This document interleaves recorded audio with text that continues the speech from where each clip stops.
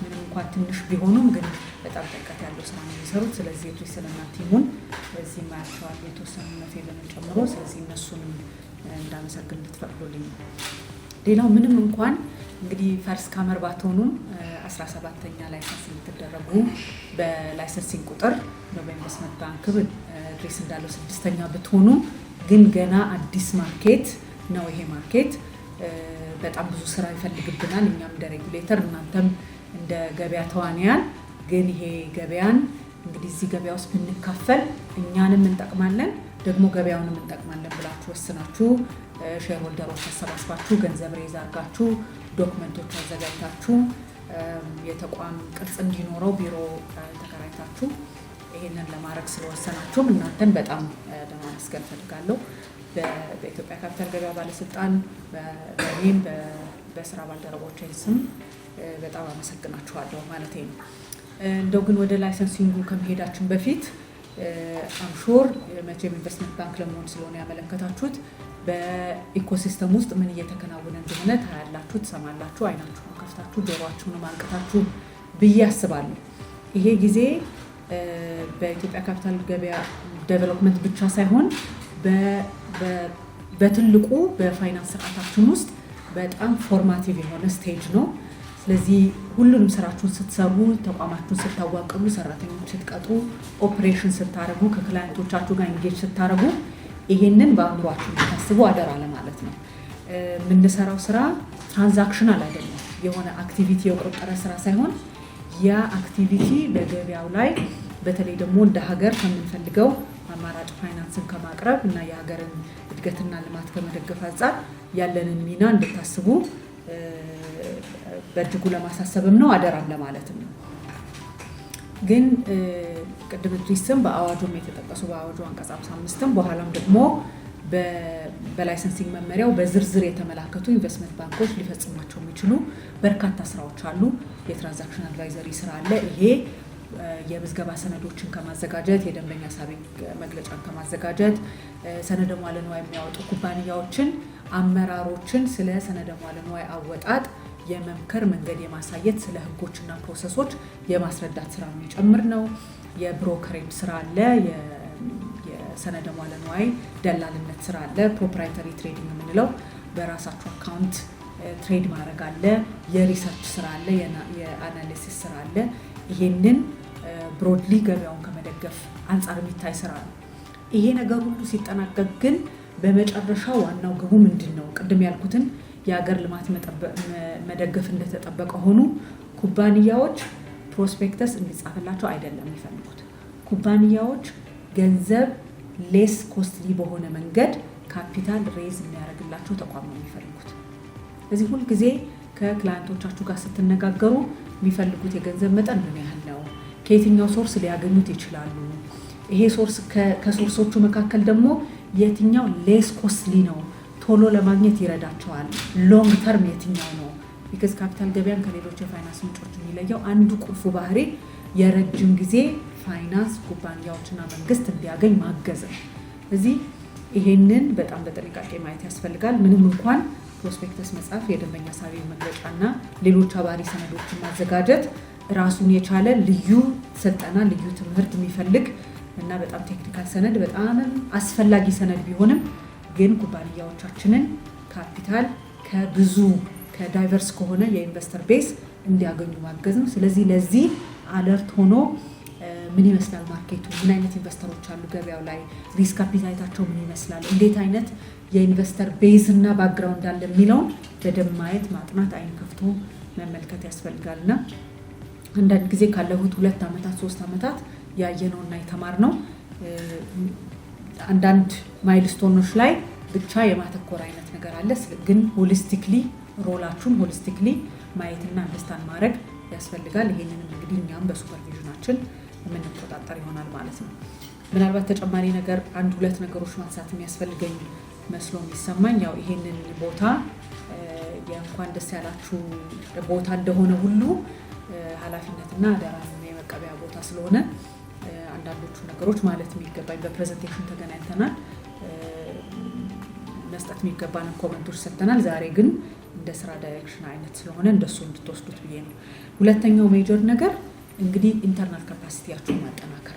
የሰው ሀብት በካፒታል ገበያ እንቅስቃሴ ውስጥ የቴክኖሎጂና የሰው ኃይል ሚና በሌላ ነገር አይተካም። ስለዚህ ሰራተኞቻችሁን በተለይ የተሿሚ እንደራሴዎቻችሁን አፖይንትድ ሬፖቻችሁን ስትቀጥሩ በጣም በጥንቃቄ ብቁና ተገቢነት ያላቸው መሆናቸውን ማረጋገጥ። ከዛ ውጪ ግን በሁለት በሶስት ሰው የሚሰራ ስራ አይደለም። እርግጥ ነው ላይሰንስ ስናደርግ አንድ ሲኢኦ፣ ቺፍ ኮምፕላያንስ ኦፊሰር፣ ሪሰርች ኦፊሰር አይነት ባለሙያዎች ብቻ ነው የምንጠብቀው አይደለም ከእናንተ ላይሰንስ ስናደርጋችሁ። በዚህ ግን የሚሰራ ስራ አይደለም። በጣም በርካታ የሆነ የሰለጠነ የሰው ኃይል ይፈልጋል። በፋይናንስ፣ በኢኮኖሚክስ፣ በህግ፣ በስታቲስቲክስ፣ በማት ከዚህ በፊት ያልተለመዱ የሚመስሉ ሙያዎችን የሚፈልግ ኢንዱስትሪ ነው። ስለዚህ እዚህ የተገኛችሁትን ሲኒየር ኤግዜኪቲቮች እና ቦርዶች አደራ ለማለት የምፈልገው በየጊዜው አቅማችሁን የሰው ኃይል አቅማችሁን ኦልሬዲ የቀጠራችኋቸውንም በትሬኒንግ ደግሞ ያው በአግባቡ መክፈል ሪቴን ማድረግ ያስፈልጋል። ደግሞ አዳዲስ ሰዎችን የምታገኙበትን መንገድ አቅንቶ ማየት በጣም በጣም ያስፈልጋል። ምናልባት ሶስተኛው ለእኔ እንደ የኢትዮጵያ ካፒታል ገበያ እንደሚመራም ሰው እንደ አንድ ዜጋም በጣም የሚያሳስበኝ የፓርቲሲፔሽን ጉዳይ ነው። እስካሁን እንግዲህ እንደምታዩት ብዙ ኩባንያዎች መዝግበናል። የኢንቨስተሮች ቁጥርም ከቀን ወደ ቀን እየጨመረ ነው። ግን ኢትዮጵያ ትልቅ ሀገር ናት። በሚሊዮን እንግዲህ አሁን ባለን ድራፍት ዳታ ከ130 ሚሊዮን በላይ ዜጋ ያላት ሀገር ናት። አሁን ያለን የሼር ሆልደር ቁጥር ግን በሁሉም ሴክተር ያለው ቢደመር ከግማሽ ሚሊዮን የሚበልጥ አይደለም። እሱም በጣም ኢንፍሌትድ አድርገ ነው ይሄን ዴታ ማለት ነው። ዱፕሊኬሽኑን ደግሞ ስንቀንሰው ከዚህም ያነሰ ይሆናል ማለት ነው። ስለዚህ ከኛ በጣም ያነሰ የሰው ሀብት ያላቸው ሀገራት ከኛ በእጅጉ የበለጠ ቁጥር ያለው ኢንቨስተር አላቸው። ኦፍኮርስ ይሄን ቅድም እንዳልኩት ቴክኖሎጂን ሌቨሬጅ ማድረግ ያስፈልጋል። ሰዎች እናንተ ቢሮ መምጣት የለባቸውም አካውንት ለመክፈት። እንደዚህ ካረግ ነው እንግዲህ የሚመጣው ሰው ምናልባት በመቶዎች የሚቆጠር ሊሆን ይችላል። በዚህ በኤአይም ቴክኖሎጂም በጣም በተስፋፋበት ዘመን ሞባይል አፖችን ሰው በቤቱ ሆኖ የዌብ አፖችን ወይም በሌላ በማንኛውም መንገድ አካውንት እንዲከፍት በኋላም ትሬድ እንዲያደርግ ወይም ደግሞ የግብይት ትዕዛዙን በቀላሉ ወደ እናንተ ማስተላለፍ የሚችልበት ስርዓት መገንባት አለባችሁ። የትራንዛክሽን አድቫይዘሪ ሰርቪስ ምንም እንኳን ኢምፖርታንት ቢሆን የተወሰነ ጊዜ ስራ ነው። ኦፍኮርስ ወደፊት ፒኤልሲዎች በግል ኩባንያ የተያዙ በግል ባለቤትነት የተያዙ ኩባንያዎች ኦፍኮርስ ወደ ካፒታል ገበያ ሊመጡ ይችላሉ። ግን ፔሱ ትንሽ ራቅራቅ ያለ ነው። እዚህ ትራንዛክሽን ግን በጣም ፍሪኳንት ነው። ለዚህ እሱን ከግምት ውስጥ አስገብቶ እንዴት አድርገን ሪቴልም ግለሰብ ነጋዴዎችንም የተቋም ኢንቨስተሮችንም እንዴት ስበን ቋሚ ደንበኞቻችን እናደርጋቸዋለን የሚለውን ማሰብ ያስፈልጋል። በቂ የሆነ ኢንቨስተር ምክርም መስጠት ያስፈልጋል። ፕሮአክቲቭ መሆን ያስፈልጋል።